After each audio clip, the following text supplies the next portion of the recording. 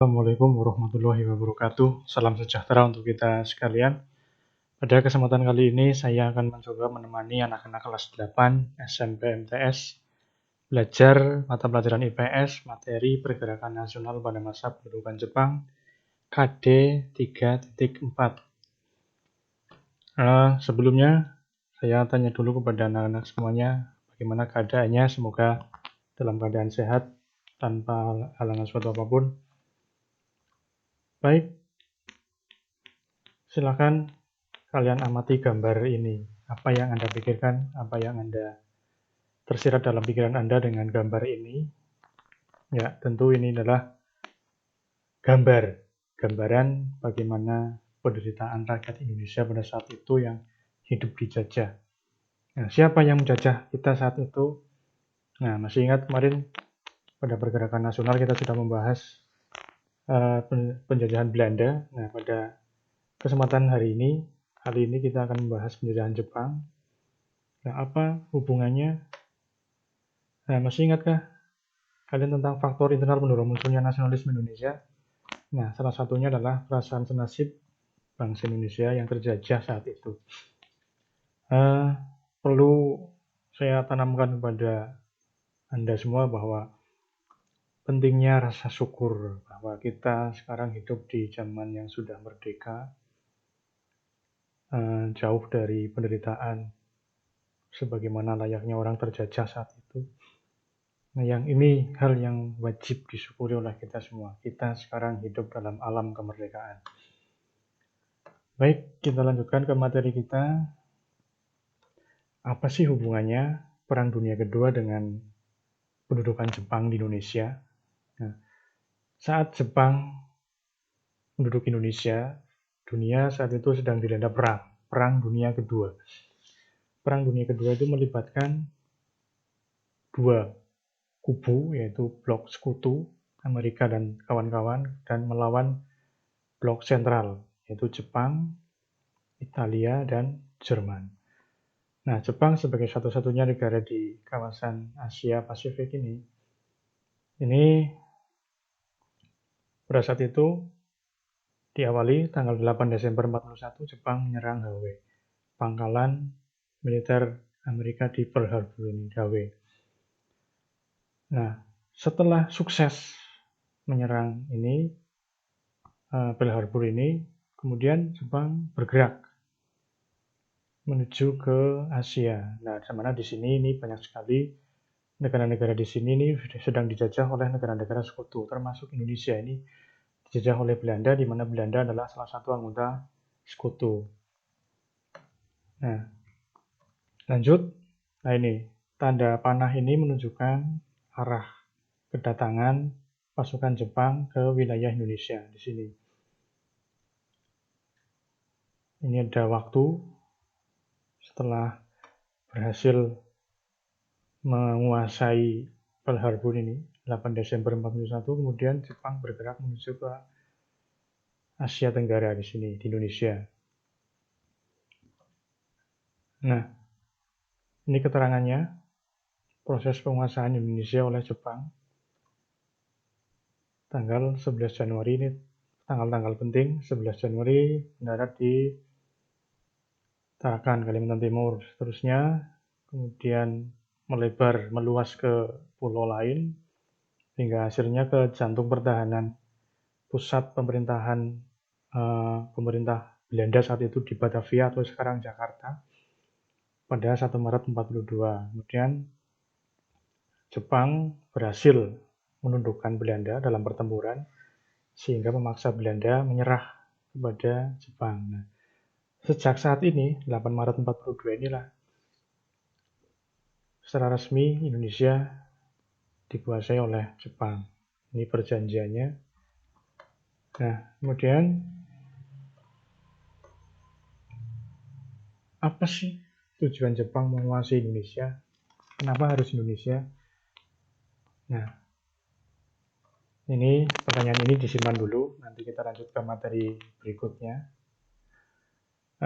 Setelah menguasai Indonesia, berhasil mengusir Belanda dari Indonesia, ini pertama-tama Jepang membentuk pemerintah militer. Ini Angkatan Darat, pemerintah militer Angkatan Darat yang 25, kemudian yang 26 di sini Sumatera 25, Jawa 26, kemudian yang di sini Angkatan Laut meliputi Kalimantan, Sulawesi, dan Sunda Kecil di sini, Maluku. Nah, selain kebijakan tersebut, Jepang juga membentuk organisasi-organisasi sosial.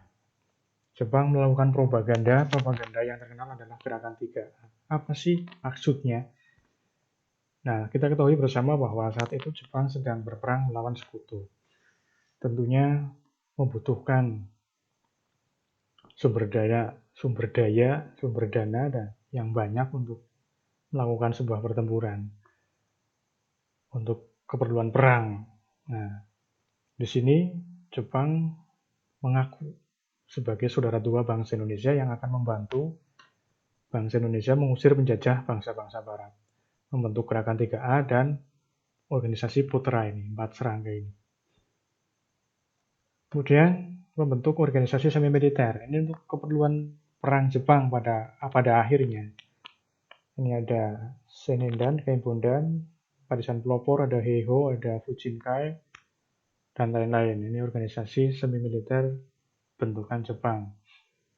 Nah, kemudian yang ketiga adalah Romusa. Romusa itu kerja paksa. Kerja paksa adalah kerja untuk kepentingan Jepang dan dipaksa, tidak dikasih upah sampai menderita seperti ini. Nah, inilah gambaran penderitaan rakyat Indonesia ketika dijajah oleh Jepang.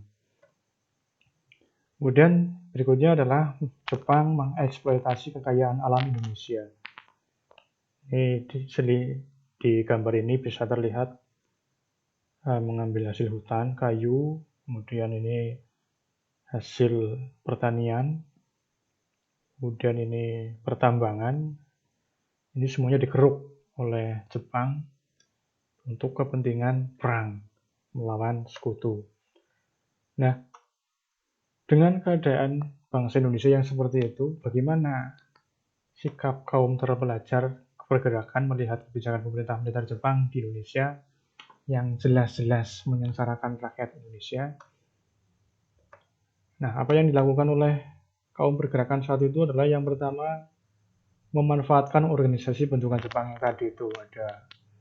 Ada Putra, ada Heiho, Senidan, kemudian Fujinkai, dan sebagainya. Ini organisasi-organisasi itu yang oleh Jepang ditujukan untuk keperluan perang melawan sekutu oleh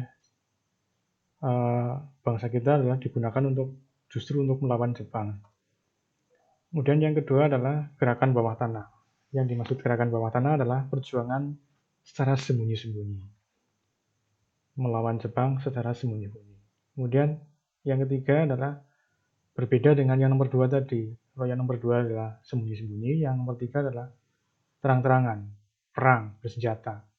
Ini ada yang terkenal adalah di 4 daerah ini, di Aceh, Jawa Barat, dan di Blitar, Jawa Timur.